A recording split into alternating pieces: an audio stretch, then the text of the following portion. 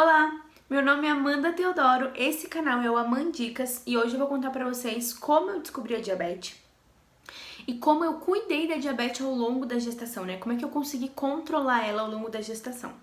Antes de começar esse vídeo, eu vou pedir pra você se inscrever nesse canal e compartilhar ele com outras pessoas se você tá gostando do conteúdo que você tá recebendo aqui, tá bom? Isso ajuda bastante a gente, ok? Eu não sou muito boa em pedir isso, mas eu vou melhorando ao longo do tempo. Bom, um mês antes de descobrir a gravidez, eu descobri que eu estava com pré-diabetes.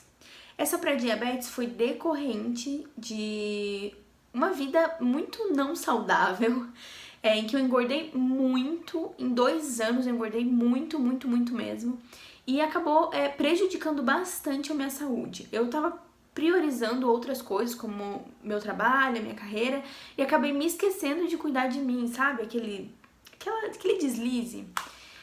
E aí, um mês antes de descobrir a gravidez, eu descobri que eu estava com pré-diabetes, que na verdade não é a condição da diabetes em si já desenvolvida, mas é quando tem uma alteração glicêmica, né, e que você precisa cuidar. Grande parte das vezes, quando você tem pré-diabetes, se você regular a alimentação e começa a fazer exercício físico e diminui o peso, você consegue reverter essa situação. Então foi o que eu fiz. Eu descobri a pré-diabetes, fiquei arrasada, obviamente, 25 anos, imagina, com a saúde toda ferrada. E aí eu comecei a me tratar, comecei a me cuidar. Comecei a tomar remédio para a diabetes, para controlar, porque meu índice glicêmico estava muito alto mesmo. Então eu comecei a mudar a minha vida completamente. Mudei completamente a minha alimentação, comecei a fazer exercícios, né? Regulei toda a minha dieta com uma nutricionista pra ver se eu conseguia reverter esse caso. Eu não queria de jeito nenhum que isso se perdurasse. Comecei a tomar remédio também pra diabetes, porque meu índice glicêmico era bem alto. E um remédio para ansiedade, porque grande parte do motivo pelo qual eu engordei tanto foi justamente a ansiedade. Descontar toda a minha ansiedade, todo o meu medo, a minha angústia na comida. Eu transformei a comida na minha válvula de escape. E eu ainda vou falar muito sobre isso em vídeos, porque eu acho que com certeza mais pessoas também passam por isso todos os dias, né? E algumas podem estar no processo de também chegar ao fundo do poço, como eu cheguei descobrindo a pré-diabetes aí com 25 anos, né? A questão é que depois de um mês em que eu comecei o tratamento para pré-diabetes, mudando a alimentação e tudo mais, eu descobri que eu tava grávida. Foi assim um choque tão grande, mas um choque tão grande, porque eu tinha acabado de descobrir a doença, tava tratando, ainda tava me adaptando, tava sendo muito sofrido pra mim, realmente, porque eu mudei completamente a minha alimentação, mudei completamente a minha rotina, e aí agora eu tava grávida, então eu tava emagrecendo, eu tava cuidando da saúde, finalmente. Eu já tinha decidido ter filhos mais pra frente, e cuidar da saúde foi uma das coisas que a gente decidiu em conjunto, eu e meu marido, colocar em dia, tanto a minha saúde quanto a dele, para que a gente pudesse ter filhos no futuro. Então eu tava começando esse processo e me descobri grávida. Foi, assim, terrível. A minha cabeça parece que explodiu. Mas eu falei assim, ok. Cheguei numa endocrinologista e falei, olha, eu acabei de fazer um teste, descobri que eu tô grávida. E ela pediu pra eu parar com os medicamentos. Então eu tomei durante 30 dias o medicamento para diabetes e tomei 30 dias o medicamento para ansiedade, que era um ansiolítico, tá? Fiz todos os exames que precisava fazer pra ver se tava tudo bem com o bebê. E graças a Deus, em todos os ultrassons deu tudo certo. Então, não prejudiquei o bebê com esses remédios e tudo mais. Só que tem um porém. Quando você tem pré-diabetes e você é uma pessoa normal, saudável, né, não está grávida, a pré-diabetes ela existe. Então é um tratamento, uma condição pré-existente que você vai ali começar a controlar. Quando você está grávida, a pré-diabetes não é mais uma pré-diabetes, ela passa a ser uma diabetes gestacional e você precisa tratar ela como diabetes gestacional. Então eu passei de pré-diabetes para uma diabética gestacional, assim, num piscar de olhos. Normalmente, a diabetes gestacional aparece no segundo trimestre pra frente. E eu já comecei desde o primeiro trimestre já com essa condição. Como eu tava mudando toda a minha alimentação e tudo mais, o meu corpo sentiu a gravidez, mas eu passei por toda a mudança do primeiro mês junto. Então, os hormônios, a mudança de alimentação. Eu lembro que eu passei muito mal nos primeiros 15 dias em que eu tomei medicação para diabetes, mas assim, muito mal. E muita gente relata mesmo que passa mal, mas eu passava muito, tanto que eu tive que sair do trabalho algumas vezes, porque eu suava frio e de repente eu tava com muito calor e daqui a pouco tava com frio de novo e passava muito muito mal, suava, era horrível, foi horrível. E eu passei por todo esse processo junto, porque eu não sabia que estava grávida. Desse modo, né, como eu passei a ter, então, diabetes gestacional, a minha endocrinologista me deu duas opções. Ela falou, olha, ou você controla a sua alimentação, e aí a gente vai tentar controlar a diabetes com a alimentação. Se você não conseguir, a gente vai ter que começar a aplicar insulina. A insulina eu teria que aplicar 2 vezes ao dia. E dependendo da mudança, né, glicêmica, eu teria que aplicar 2 vezes ao dia, ou então 1 vez ao dia. E é uma injeção que você dá na barriga, na coxa, enfim, você tem que tomar uma injeção todos os dias. Eu não queria de jeito nenhum que isso acontecesse, por 2 motivos. Primeiro, porque é um sofrimento, certo? E segundo, porque eu tenho pânico. Mas assim, eu tenho pavor de injeção. Quando eu vou tirar sangue, eu sofro. Quando eu tenho que tomar vacina, eu prefiro tomar um remédio 20 dias do que tomar uma injeção que vai sarar na hora. Essa é a verdade. Então eu parei e falei assim, Deus, me ajuda, né? Eu não quero de jeito nenhum ter que tomar insulina durante a gestação. Ela falou, então a gente vai controlar a alimentação. E foi isso que eu fiz. Eu controlei muito a alimentação. O que ela me falou? Que eu precisava comer muitos legumes e muitas folhas verdes escuras. Então eu comecei a comer folhas bem verdes, né? Então eu não comia nada de legumes, eu não comia nada de folha, assim, absolutamente nada. Quando eu comia salada, eu sentia ânsia de vômito, tamanha era a minha repulsa, sério, de verdade. Fruta também, a mesma coisa, eu não conseguia comer. Então ela me receitou algumas frutas. As frutas que eu gostava, óbvio que não poderia comer, porque são as com maior teor glicêmico que tem, que é banana, maçã, enfim. E aí eu tive que aprender a comer outras frutas e comer outros legumes, e assim eu fui regulando a diabetes durante a gravidez. Nos primeiros meses foi muito difícil, fui muito rígida comigo mesma, então eu comia pouca quantidade de comida, mas que me satisfazia, tá? Eu aprendi a comer mais devagar, eu como muito rápido. Aprendi a comer mais devagar, comia pouca e eu cortei carboidratos ruins. Então, eu não comia pão branco de jeito nenhum, só pão integral e sem açúcar, porque também tem isso, viu? Algumas embalagens de pão integral são enganosas, tá? É preciso aprender a ler o rótulo direitinho dos pães para você não se enganar.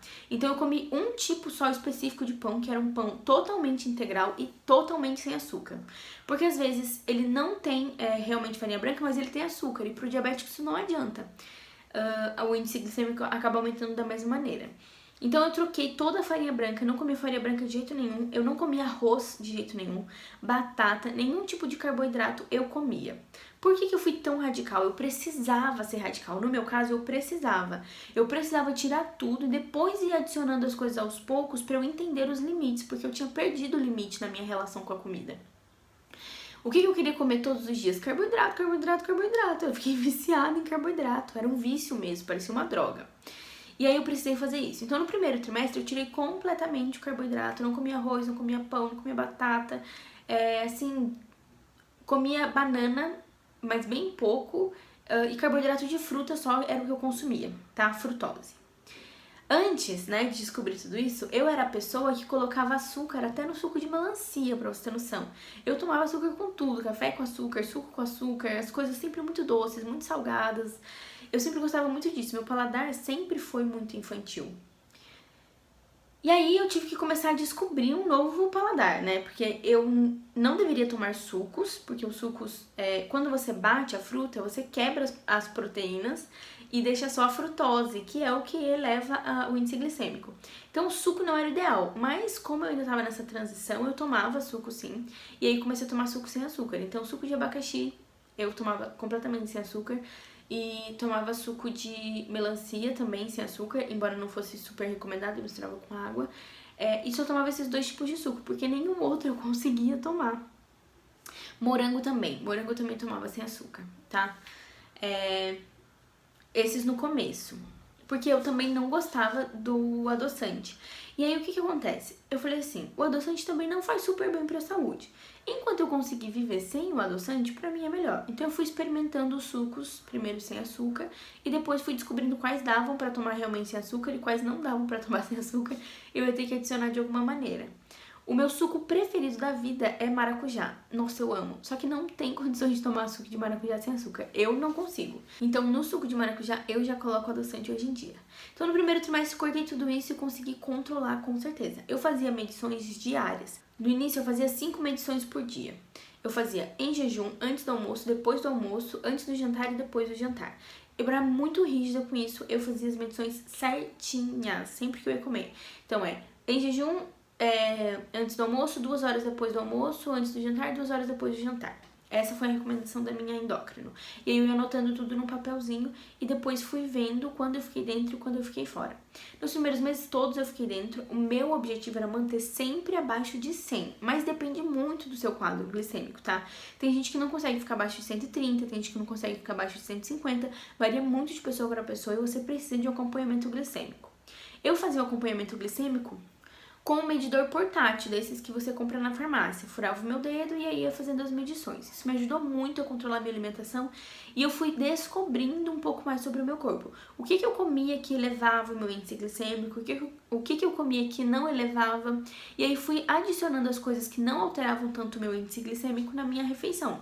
Couve, por exemplo, foi uma coisa que eu adicionei bastante à refeição. Então eu comia couve frita, comia couve crua, comia couve de muitas maneiras, porque era uma folha verde escura que eu precisava comer, porque ela ajuda a controlar o índice glicêmico. E eu podia trabalhar ela de algumas maneiras diferentes para não comer sempre a mesma coisa. Brócolis também eu comi bastante no início. Só que ao longo da gravidez eu fui enjoando de algumas coisas, não consegui mais comer tanto dessa maneira, tá? No segundo trimestre, eu também consigo controlar bastante a alimentação, mas assim, muito, sem carboidratos, na maior parte do segundo trimestre. No primeiro trimestre de gravidez, eu emagreci 14 quilos.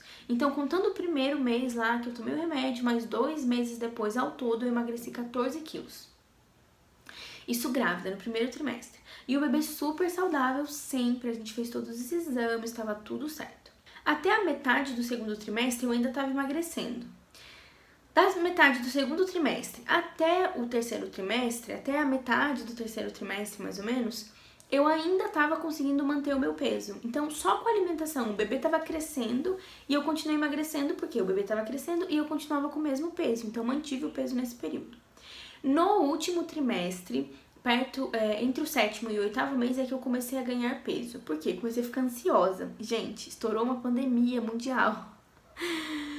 Estourou uma pandemia, a gente não podia ver os amigos, a gente não pode ainda, né? A gente ainda tá em quarentena, não pode ver os amigos, não pode ver a família, não pode sair de casa. Eu fui afastada do trabalho para trabalhar em home office, por ser uma gestante diabética, no quadro de risco.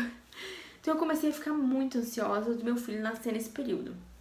Aí o que eu trouxe? Um pouquinho daquela memória afetiva que eu tinha com a comida, eu trouxe pro último trimestre. Eu não trago mais eu não como mais da maneira como eu comia antes. Antes eu sentava com um prato de brigadeiro e comia o prato de brigadeiro, né? Sentava com uma tigela de batata frita e comia a tigela de batata frita.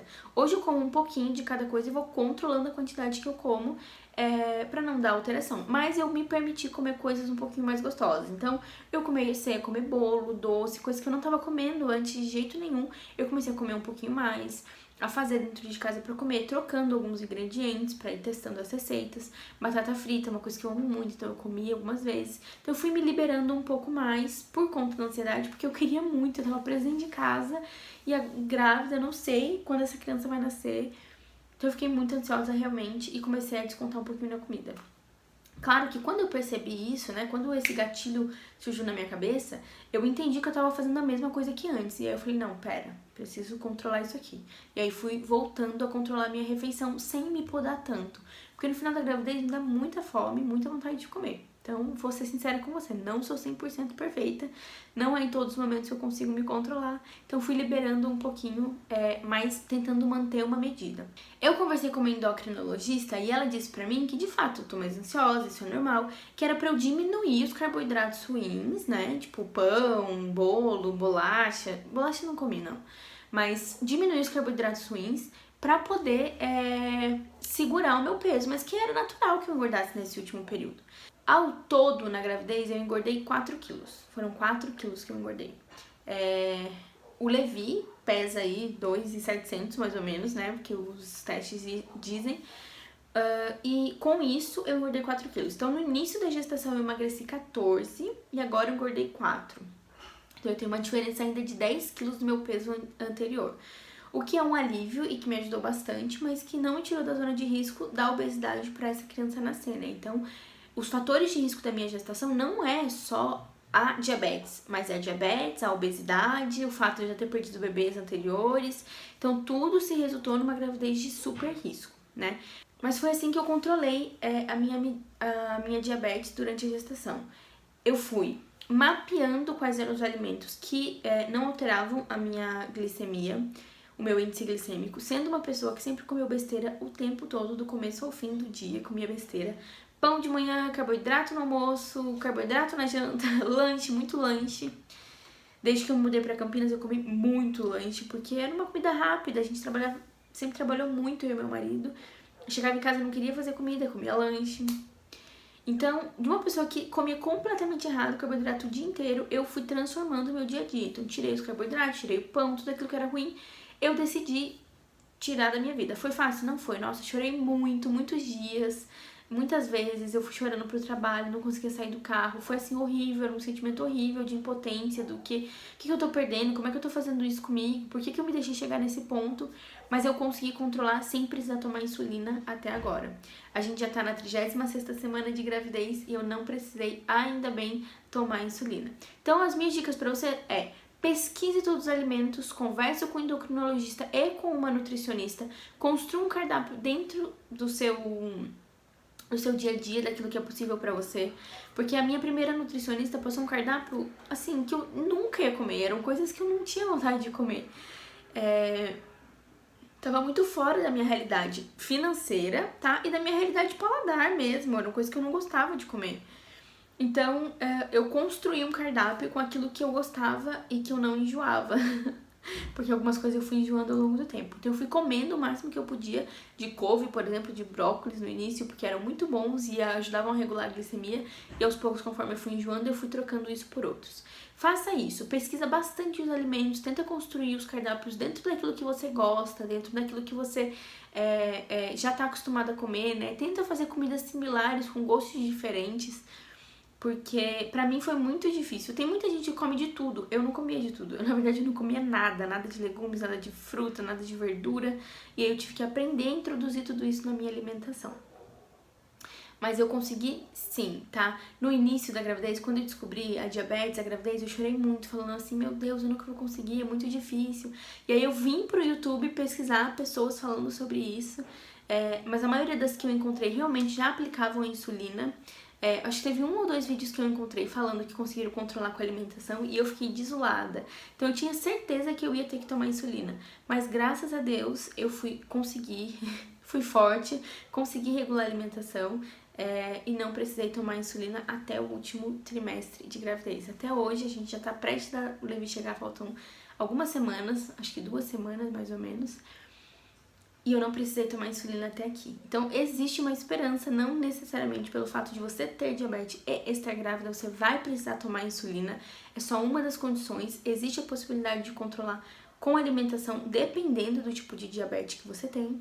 Mas pode existir essa possibilidade. Conversa com seu médico, com a sua nutricionista, com o seu endocrinologista e não perca a fé. Independente se você tiver que tomar insulina ou não, entenda que é um processo, é um período, é um tempo. Vai passar. Você vai conseguir passar por isso. Eu passei por muitos medos, muitas inseguranças, muita ansiedade, mas eu consegui passar e você vai conseguir passar também, tá bom? É um período difícil, cheio de dúvidas e medos, mas confia, tá? Que tomando insulina ou não tomando insulina, o seu bebê vai chegar perfeito e você vai ter a possibilidade de carregar aí no seu colo o seu pacotinho de amor, se Deus quiser, tá bom? Eu espero que você tenha gostado desse vídeo. Se você já passou por uma experiência parecida, se você também tem diabetes, se você passou por isso na gravidez, descobriu na gravidez, diabetes gestacional ou não, comenta aqui pra mim como é que foi a sua experiência, me conta a sua história que eu vou amar conhecer, tá bom? Se você tem alguma amiga que tá passando por isso, compartilha esse vídeo com ela, quem sabe pode ajudar ela de alguma maneira. Eu espero que você tenha gostado e a gente se vê no próximo vídeo. Tchau!